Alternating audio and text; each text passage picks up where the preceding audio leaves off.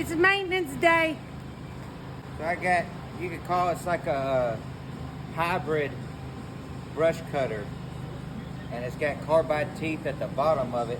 And it's got blades too, so. But I can grind stumps down, but I hit shit all the time. That one's completely broke off right there. That's what it's supposed to look like.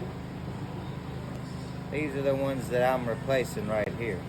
This is what I mean by my brush cutter's kind of like a hybrid.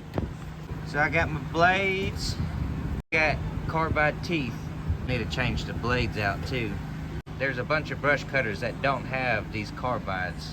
I'm gonna film this part because I'll probably be cussing. That worked. That one worked. Here's the blade.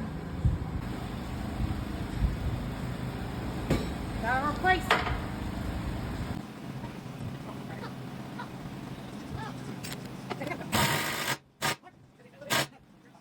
That thing just stick up.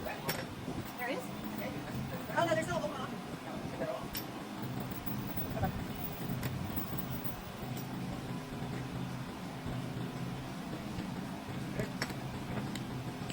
Go, hey buddy, no. Ready? Go.